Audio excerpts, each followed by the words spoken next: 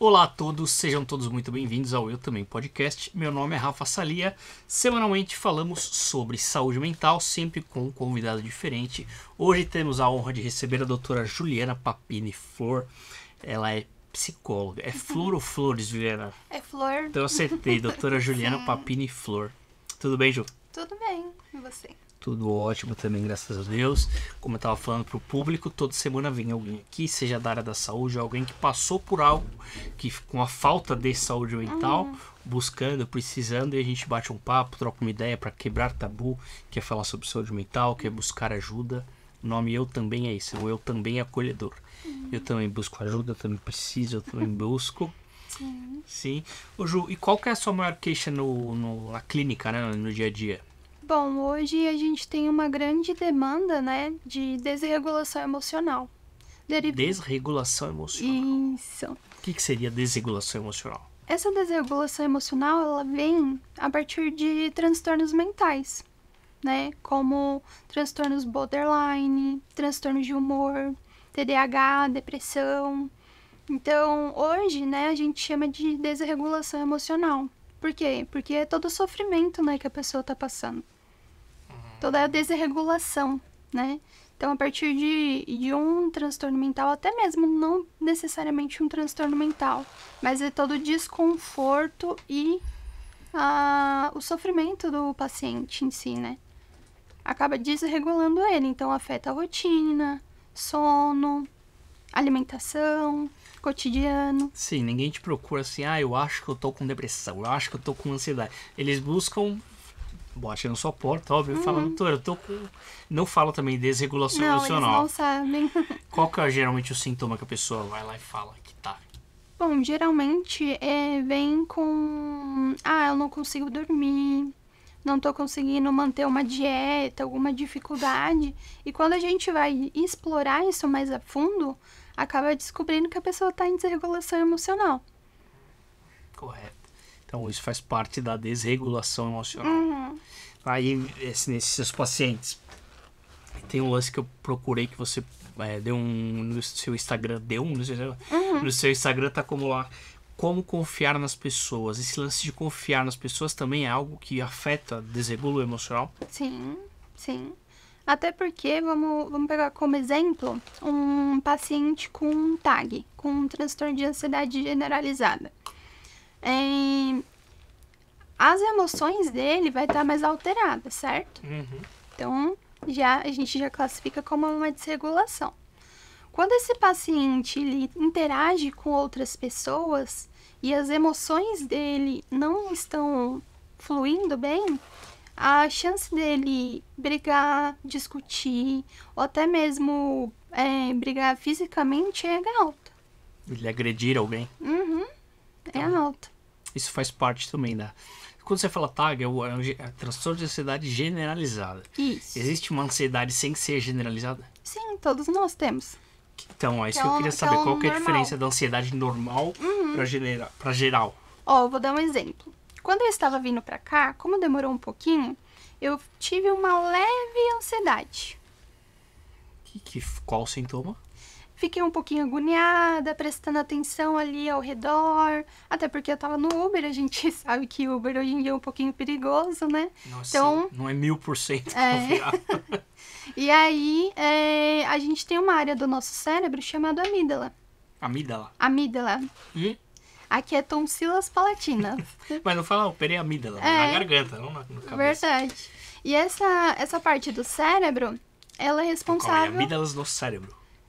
No cérebro. É uma regiãozinha no cérebro onde ele ativa a luta ou fuga. Não tem quando a gente sente medo? Sim. Essa área do cérebro ele é ativado. Uau. E aí, quando eu estava vindo pra cá, eu acho que essa parte do meu cérebro ativou um pouquinho. Mas não ao ponto de eu ter uma crise de ansiedade.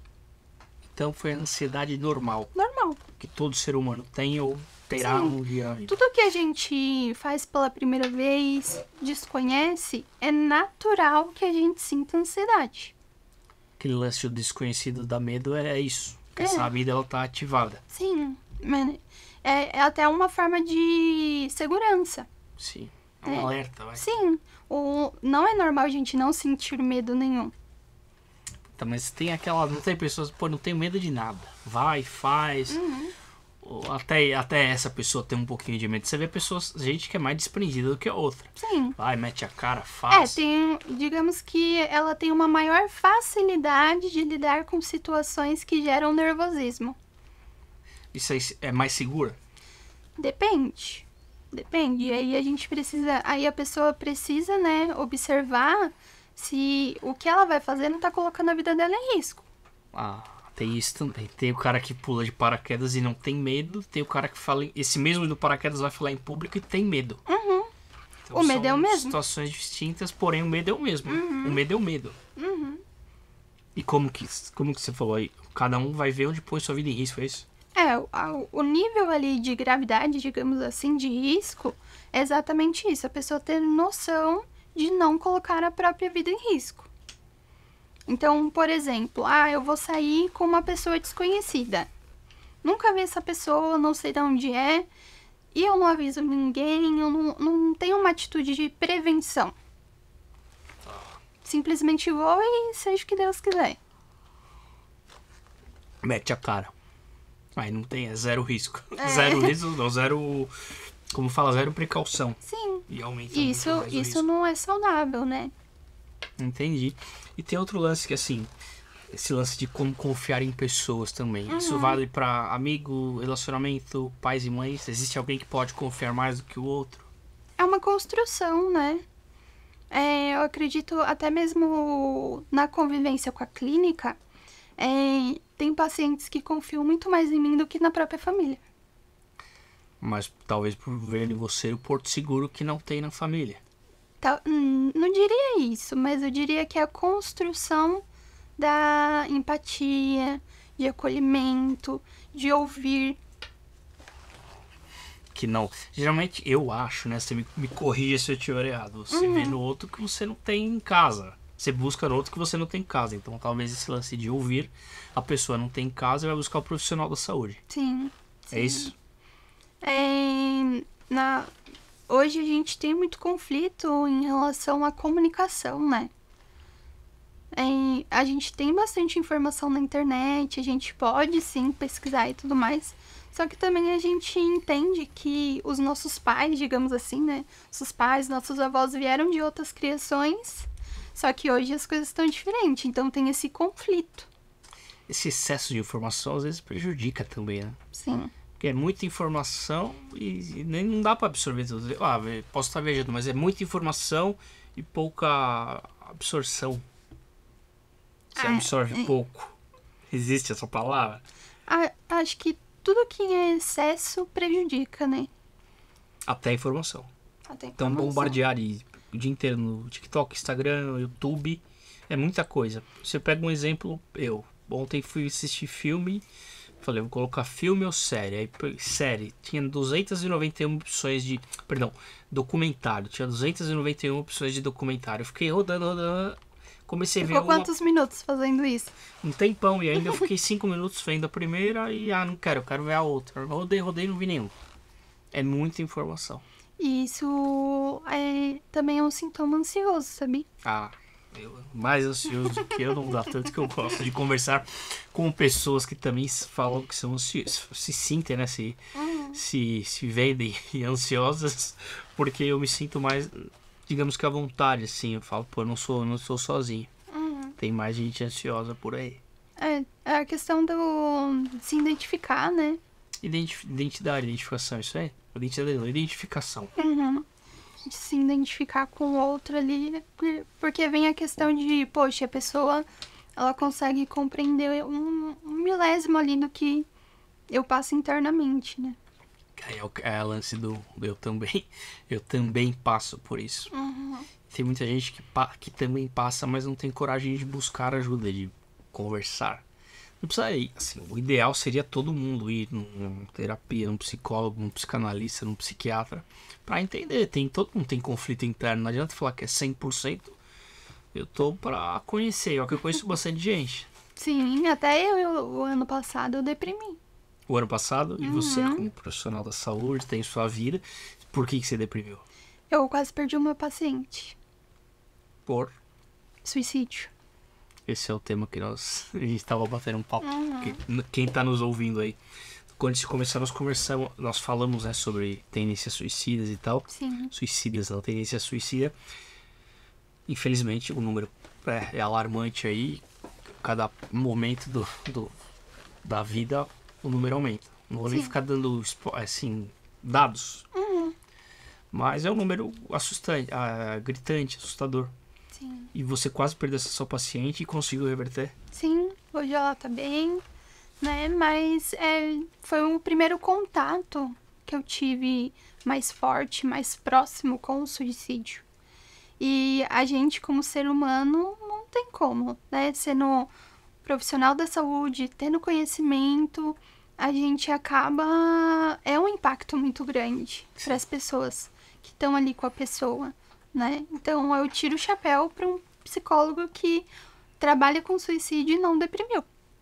Porque eu vejo, mexe, né? Não tem jeito. Sim. Ser humano lidando com ser humano, apesar de você tá blindada, você estuda, você busca o conhecimento. Terapia, a gente também faz terapia, se Terapeuta, cuida. busca terapeuta. Eu precisei tomar medicação também. Essa pessoa não sonha, óbvio, que você passou por isso, ou você chegou a comentar, eu fiquei mal por ti. Não, eu comentei depois, mas não, né, direcionando para paciente, né? Uma forma ali de troca. Porque eu sou muito sincera com os meus pacientes. Eu gosto dessa linha de trazer mesmo exemplos, óbvio, dentro do que é cabível, dentro do que é ético. Eu trago para eles, falo, olha, eu me senti dessa forma, aconteceu isso comigo. E eu vejo que isso acaba fazendo um laço muito mais forte, né? Porque a pessoa, ela vê também, poxa, a Juliana é psicóloga, mas também ela entrou em depressão. Né? Não quero que meus pacientes me vejam como uma santidade, algo acima deles. Uma entidade, nada disso, né? Coloca no pedestal e depois... Exato. Pra alcançar... ver como algo inatingível, talvez, né? Isso, não quero que eles tenham essa visão. E então eu sempre trago exemplos mesmo, tanto da minha vida, óbvio, voltado ali para a minha saúde mental, para exemplificar coisas que eu quero ensinar para eles, sobre técnicas que a gente vai trabalhar. E quais que eram os sintomas que essa pessoa estava tendo? Que estava com tendência suicida? Então, a pessoa, geralmente, quando ela entra nesse processo, não é da noite pro dia, né? É óbvio que tem casos e casos, cada pessoa é um caso isolado. Mas, quando a pessoa fica muito tempo em sofrimento, ela entra em desesperança. Então, até a gente que já passou, eu acho que você já passou por alguma situação difícil. Várias. Hoje mesmo passei. Sério? Sim. Sinto muito. Imagina. Faz parte, são os altos e baixos, né? Sim. É natural a gente querer fugir do que querer lidar. Enfrentar. Então, é meio que o ser humano em si, ele não gosta de sofrer. O nosso cérebro, ele não consegue lidar com o sofrimento. Ninguém gosta de sofrer, isso é óbvio. Só para exemplificar, vou te dar um exemplo. Quando você está num relacionamento e você termina, o que seu cérebro faz? Ele não te traz lembrança das coisas ruins que aconteceram. Você só lembra a parte boa. Era bom nisso, eu não sei que eu quero voltar, eu quero a pessoa. Aí você lembra da surpresa que fez há 5 anos atrás, dos momentos legais, porque é uma forma do seu cérebro te regular. Trazer momentos bons e um ambiente e um momento ruim. Sim. Trazer lembranças boas e um momento ruim, é isso? Tá, e tem E que pôr na voltando, balança. sim, voltando para a questão do suicídio, quando a pessoa entra em desesperança, nem isso acontece. A pessoa começa a visualizar só as coisas ruins. Puta, é pior ainda. Então, eu sou um problema para minha família, eu sou, sabe? E aí vai nessa... Aí começa a buscar, eu sou um peso, eu sou do desgosto, eu sou do trabalho, eu já ouvi muito disso. E às vezes não é nem a realidade. É o sofrimento da pessoa que faz com que ela tenha pensamentos disfuncionais, aí isso já entra um pouco na TCC. Que a TCC é a terapia Cognitiva comportamental. Você seguia essa linha? Uhum, sim. Seguia ou segue? Eu sigo um pouquinho ainda, né? Eu tô migrando pra dialética, que é a DBT. DBT é porque é em inglês, né? É. Dialética para Aham. português. Isso. Em português é o que é? Teoria É teoria comportamental dialética. dialética. Essa aí é. Qual que é essa? Explica pra nós o que é essa dialética. A dialética, ela busca trazer ferramentas para o paciente, não só para o paciente. Tanto que tem a terapia individual, o paciente passa por um treinamento de habilidades num grupo, com outras pessoas em situação de vulnerabilidade também. O psicólogo precisa estar em um grupo também, cuidando das suas emoções. Grupo, o que você diz é literalmente um grupo, vários psicólogos conversando? Isso. Tá. Então, são vários, na verdade tem um limite, mas são só psicólogos trazendo as suas vulnerabilidades, suas dores em relação aos atendimentos. E aí, você tem um encontro semanal, mensal, não sei. É por semana. Então, toda semana você encontra com mais um grupo de psicólogos, cada um traz o seu relato, Isso. põe pra fora, né? Grosso modo de falar. Sim. E fora isso tem o treinamento de habilidades que eu comentei, né? E tem o coach telefônico. Coach telefônico? O que seria um coach telefônico? Não tem nada a ver com coach. Coach de plantão, aí ficou puto da vida. Pra não virem brigar comigo, hein? Não, tem nada a ver. O que Mas é o coach telefônico? o coach telefônico é uma ferramenta que o paciente utiliza quando ele está em desregulação, quando ele está em sofrimento. Então, ele percebeu que ele vai ter uma crise, ele me aciona, Juliana, eu preciso de ajuda.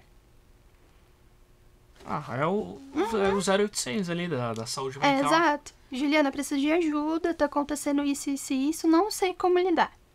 Meu papel é trazer habilidades, que a gente chama habilidades na DBT. Tá. Trazer habilidades para ajudar ele nesse momento. Entendi. Só um adendo, um parênteses. Você falou nós brincamos aí de 0800 e de suicídio e tal.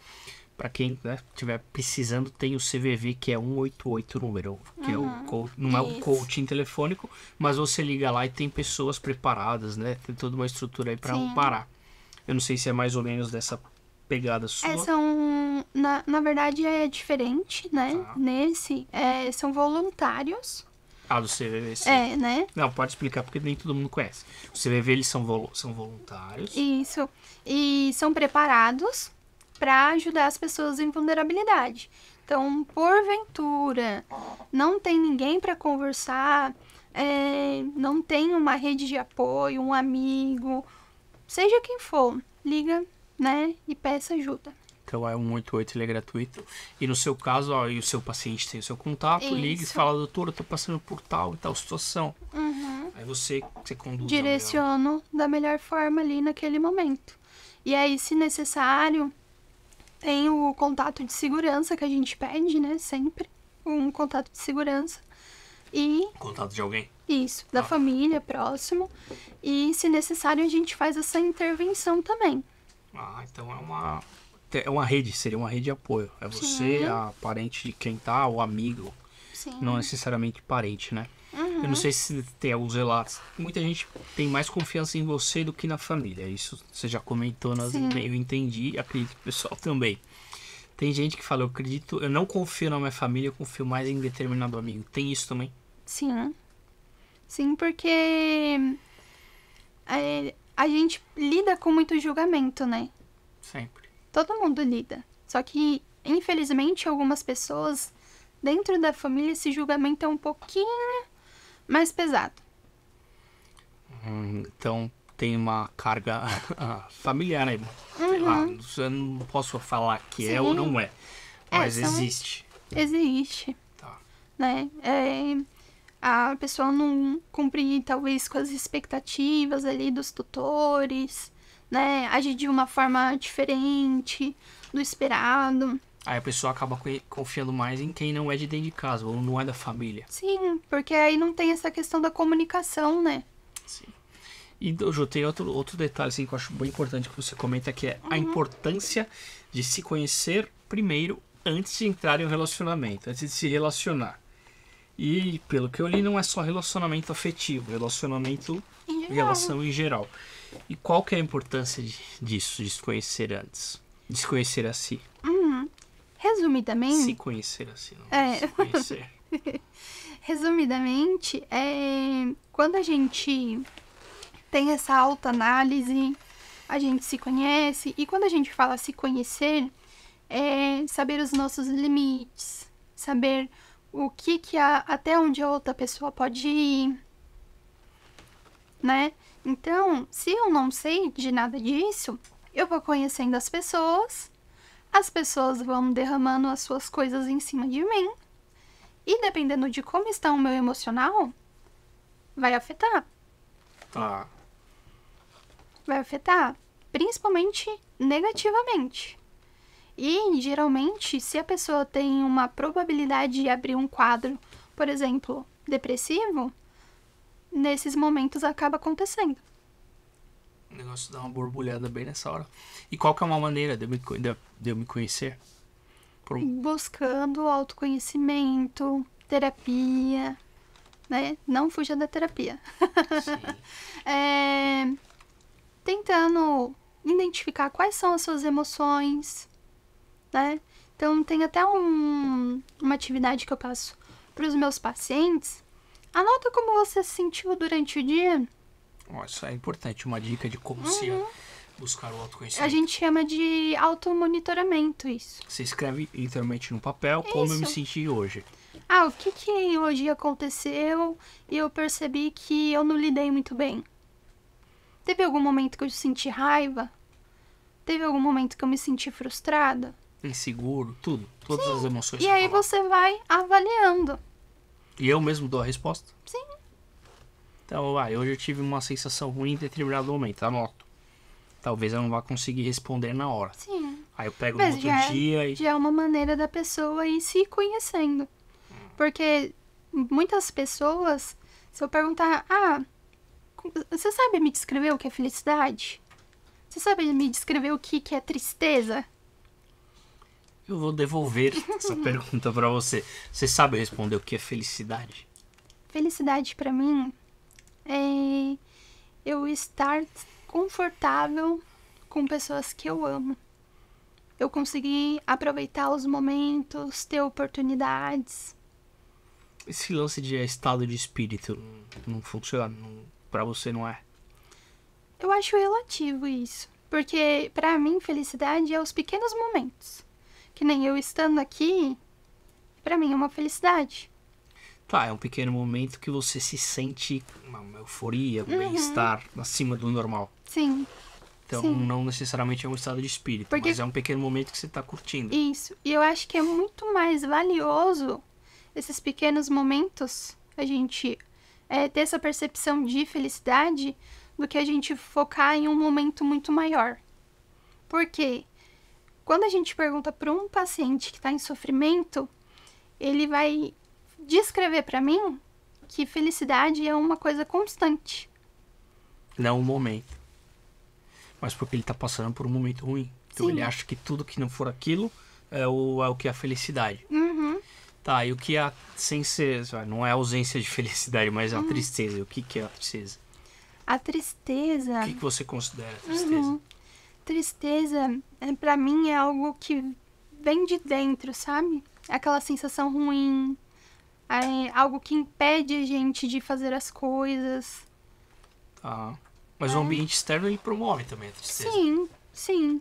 Então, se a gente tá acompanhado de pessoas que colocam a gente pra baixo, desconsideram a gente vai trazer alguma coisa sempre invalida, com o tempo vai gerar tristeza. Vai ser complicado, né? Esse lance de pessoas, de lugares. Às vezes você é obrigado a estar no ambiente, mas não necessariamente você gostaria de estar. Uhum. E pessoas e lugares, pessoas acabam proporcionando isso, né? Impõe você algo ali e você tá naquele lugar de corpo presente, mas tua cabeça já tá trabalhando. Puta, o que eu tô fazendo aqui? Aí vai, né? Você literalmente vai fechando aqui.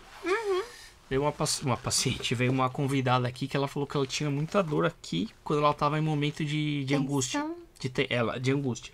Que ela ia se curvando assim, tal, e ficava literalmente curvada.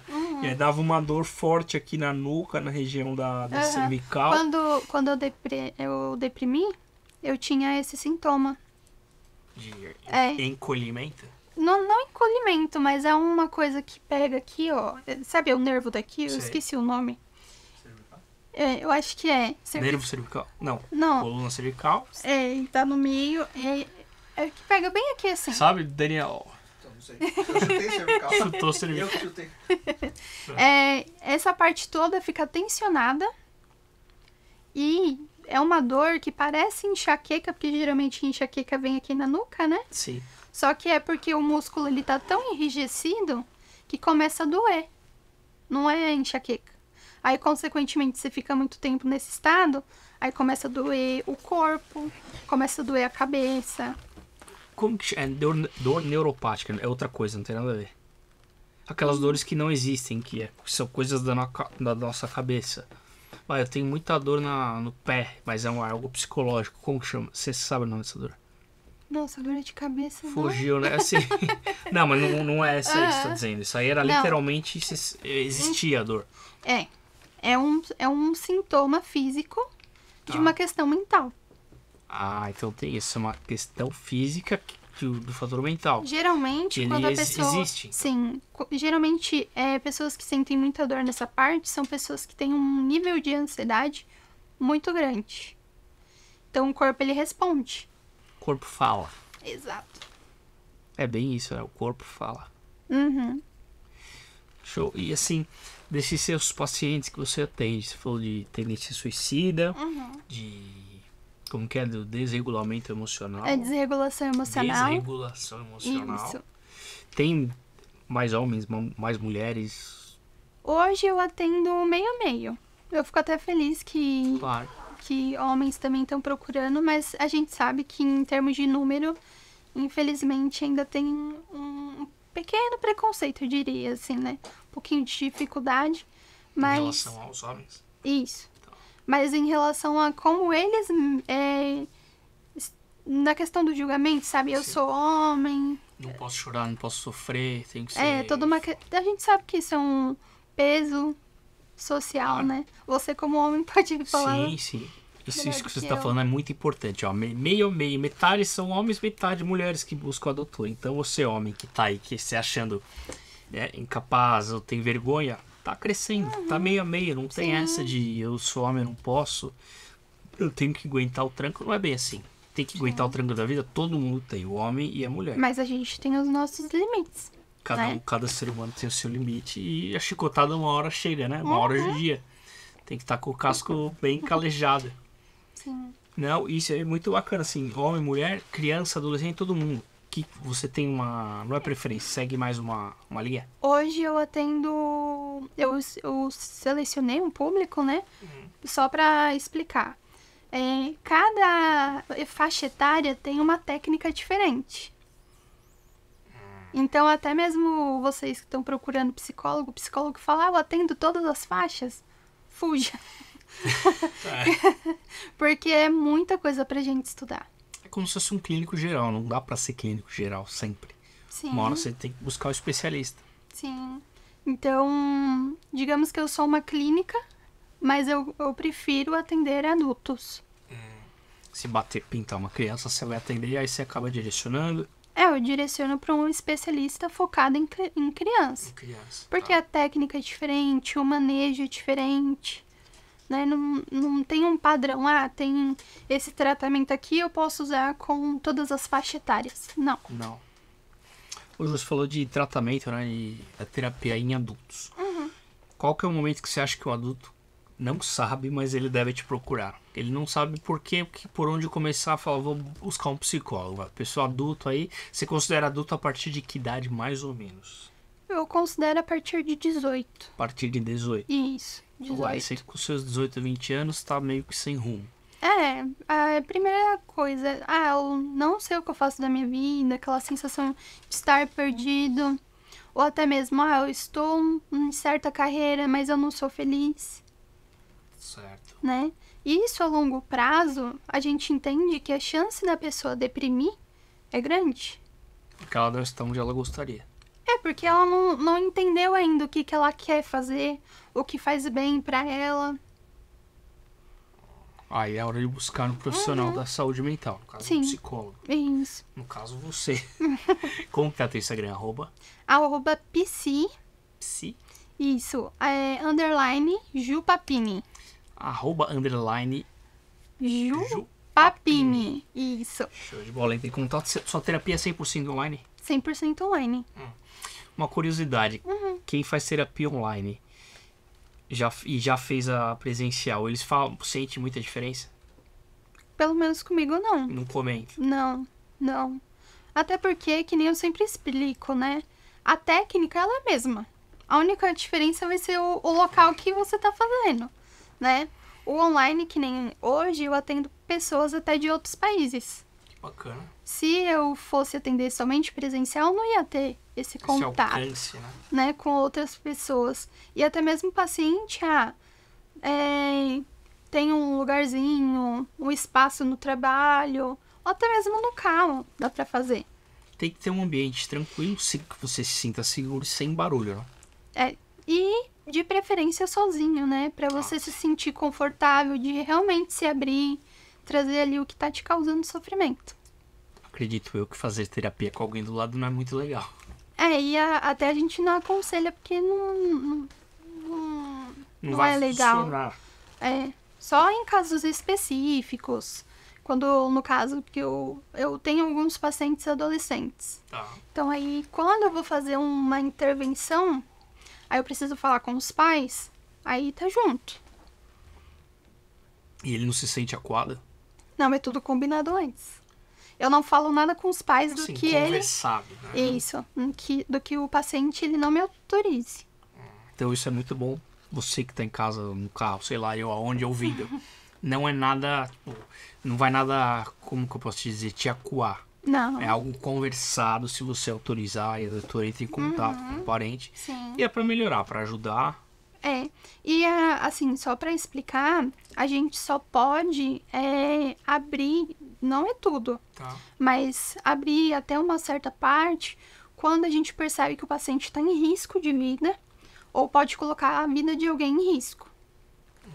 Então, pensando no bem-estar dessa pessoa, a gente pode ligar para uma ambulância, polícia ou até mesmo para um parente. Entendi. Então tem uma série de fatores aí que levam a você fazer a intervenção. Porque tem a questão do código de ética, né? Que é a questão da não vai sair. Confiabilidade? Não, tem Confidencialidade. Ai, me fugiu a palavra. Querendo ajudar, tô piorando. Fala, mas não precisa, sem ser o termo. A que quer questão dizer? do sigilo. Sigilo. Exato. Confício. Pega isso, né? Bom, esse é o termo da ética, do não falar o sigilo, não Isso. quebrar o sigilo. Acertei. Isso. O que você ia falar? Eu te interrompi bem, não? Não sei se você consome TikTok. Pouco, mas Às agora eu tô aumentando, porque eu vejo que a galera tá no TikTok. Então, cortes, essas coisas, tudo vai pra lá. E às vezes uma frase do TikTok pode ajudar a pessoa. Sim, como eu trabalho com a saúde mental, vem muito vídeo pra mim sobre essa demanda. Tá. E às vezes aparece, minha psicóloga falou com o meu pai. Ou a minha psicóloga agiu de tal forma. Lembrando que existem profissionais e profissionais. Né? Se tiver alguma dúvida, achar que seu psicólogo não está sendo ético com você, tem o site do CRP. Lá tem tudo que o psicólogo pode ou não pode fazer. CRP. CRP, que é o site do nosso conselho, né? Sim. Conselho Federal de Mas Psicologia. o que você ia falar do TikTok? Tem. Não, então, aparece muito essa questão de quebra de sigilo. No TikTok? O pessoal, compartilha. Não tô entendendo, me explica. Não. Desenha pra mim. Senta no TikTok, vai. Geralmente o pessoal, eles trazem experiências. paciente. Isso. Tá. O paciente, aconteceu uma situação e a minha psicóloga fez de tal forma. Né? Então, se a pessoa acha que o próprio psicólogo não tá agindo de uma forma legal, consulta. Não vai expor no TikTok, é isso? Porque às vezes a pessoa pode até ter um problema jurídico. Isso aí, né? Aham. Mesma coisa do conselho, vai do CRM, alguém fala mal do médico, o conselho entra, pode até caçar o CRM dele. Sim. E no caso do psicólogo é CRP. CRP. CRP pode ser caçado também. Então não precisa expor no TikTok, né? Não, e até mesmo Tem se métodos legais e mais direcionados. E se a pessoa sentir que ela foi lesada de alguma forma, ela pode denunciar o psicólogo. Não precisa expor. Até pra ela não perder, digamos, a veracidade dela, né? Sim. Dá pra usar pro bem o TikTok, né? Sim. Tem alguns que eu dou uma olhada lá que trazem, né? Não só frases motivacionais, como frases de vivência, assim, que você vê que é a realidade. Não é que alguém bolou aquela frase. Alguém viveu aquilo e tá expondo, explanando. Sim. Então dá pra usar pro bem a internet. Então, ou até mesmo, por falta de conhecimento, às vezes a gente acaba pecando, né? Cometendo algum erro, normal, não tem problema errar, mas tem esse caminho. Tá com dúvidas se o psicólogo tá agindo certo, tá dentro ali do que é pra ele fazer dentro da consulta, entre em contato com o CRP. Já resolve, né? Não fica expondo. Bacana. Nós batemos o papo, né? E esse lance de importância de conhecer, confiar nas pessoas, falamos um pouco aí de autorresponsabilidade, autoaceitação. Estamos caminhando pros finalmente, assim, pro final do nosso bate-papo. Relacionamentos saudáveis, que eu vi que você fala também. O que você considera um relacionamento não saudável? Olha, tem bastante coisa. Mas o primeiro ponto é que se a gente não está bem, a chance da gente atrair uma pessoa totalmente oposto do que a gente gostaria de ter é muito grande. Quando não estamos bem, a chance de atrair alguém que não gostaríamos é muito grande. Psicologicamente testado. Sim. E afirmado. Por quê?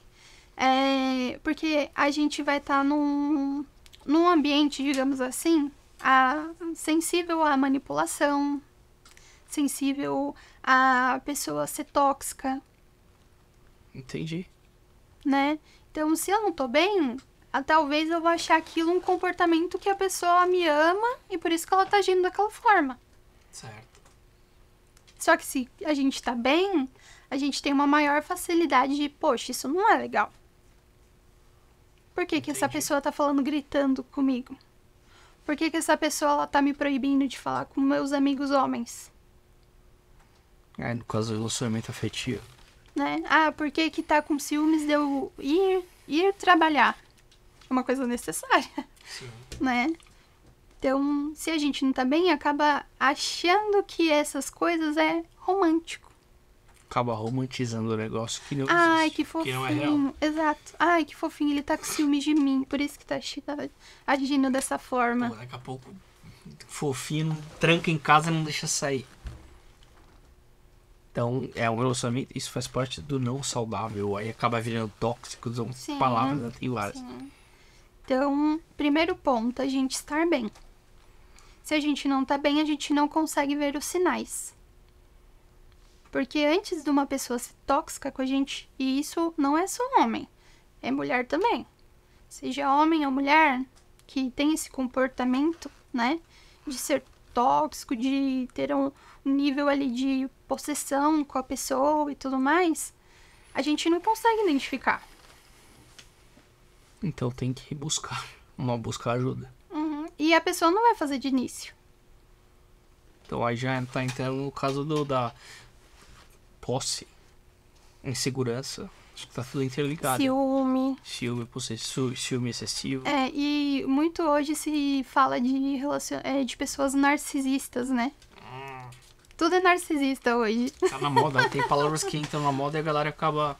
É só narcisista, é relacionamento tóxico, é propósito, não tem algumas palavras que estão na moda, Só mas que ninguém às sabe o vezes que é. A gente não estava preparado para aquela relação. E aí a pessoa ali dentro do contexto dela e tal, acaba reforçando esses comportamentos que a gente precisava melhorar. Então a culpa não é sempre, a culpa não é da pessoa, é de quem tá causando isso. Sim. Digamos, eu costumo dizer que é um meio a meio. Se eu entro numa relação e eu não estou bem emocionalmente falando, eu vou sobrecarregar aquela outra pessoa. Por quê? Falou bonito, agora dá até um corte. Por quê? Porque eu vou demandar muita atenção, muito afeto. Então eu vou querer que o tempo todo a pessoa esteja direcionada a mim. Só que a pessoa tem uma vida. Tem trabalho, filho, cachorro, papagaio, vizinho, trampo. E aí uma pessoa que emocionalmente não tá bem, ela não enxerga essas coisas. É como se ela se relaciona comigo, então a vida dela tem que ser eu. Ela é obrigada a me dar atenção 100%. E aí uma carência sua acaba afetando o outro. E aí vira o caos. A bola de neve. Óbvio que tem casos e Exceções. casas, né, exceções de relacionamentos a ponto de violência doméstica, né, agressão e até morte. Aí são Extremos. outros Extremos, mas extremos. acontecem. Sim, Então tem mas que... eu tô direcionando e dando exemplos de coisas básicas. De relações básicas. Hoje, porque é difícil de ter um relacionamento duradouro? Por quê? Porque as pessoas, emocionalmente, elas não estão preparadas. Então, eu despejo no outro demandas que são minhas. Tá, aí então a pessoa ela tá fraca, insegura, tal, aí vai no outro ou na outra Uhum. e busca essa autoafirmação, essa aceitação. Ah, me sinto feia. Então, eu vou buscar um cara que fica o tempo todo falando que eu sou bonita. Que não é uma verdade, né? Se a pessoa é feia, não adianta eu falar que ela é bonita. E outra coisa, beleza, cada um tem a Não, mas sua. eu digo até em insegurança. Às vezes eu tenho a gente na TCC chama de crenças, né, centrais. Ah, eu me acho uma pessoa muito feia, que não tem valor e tal. É uma coisa mais específica, mais técnica. Sim. Então, quando eu tenho uma crença, por exemplo, que eu não consigo me enxergar, não consigo me valorizar, eu vou No outro. no outro. Ah, por que você não me deu satisfação? Por que você não me avisou? Ah, por que você tá curtindo foto da fulana? Isso aí é bizarro, né? É. Mas assim, infelizmente é natural. É natural, é normal. Tem muito disso. Né? Uhum. Por que você curtiu? Por que você segue? Por que você foi seguido? Sim. Tem que tratar. Uhum. Ju, obrigado pelo bate-papo. Obrigado por esclarecer muita coisa. Eu agradeço. Imagina, eu vou finalizar com uma pergunta básica. Uhum. E eu gostaria que você falasse ou em uma palavra ou em uma frase do jeito que você achar melhor. Uhum. Pra você, Juliana, o que é saúde mental? Saúde mental é a gente estar bem com a gente mesmo, né? É a gente não buscar em coisas felicidade, né? E ter digamos, Sim, não existe uma palavra ou uma frase certa. Então, estar bem consigo mesmo é um das premissas. e conseguir ter um parâmetro interno, né? Porque hoje eu tô feliz, eu tô bem, minha saúde mental tá bem. E o momento que eu não estiver tão bem, eu vou conseguir fazer esse nivelamento interno. Entendi. Show de bola. Obrigado mais uma vez. Esclareceu muita coisa, tirou muitas dúvidas. Então, quem precisar de uma saúde mental, quem precisar de uma profissional da saúde mental, de um psicólogo, entre em contato com a Juliana, que é @psi _Jupapini. Jupapini com I. Então, Isso. @psi_Jupapini. Isso. Show de bola. Lembrando também que nós estamos no além do YouTube. saúde mental faz sentido para você, conhece alguém que busca esse conhecimento sobre saúde mental, compartilhe este vídeo, curta e, melhor ainda, inscreva-se no nosso canal. Quanto mais inscrever, quanto mais engajar, o YouTube vê que o conteúdo é relevante. Estamos também no Instagram como @eutbm.podcast. Toda terça-feira às 21 horas estamos juntos. Valeu, até mais!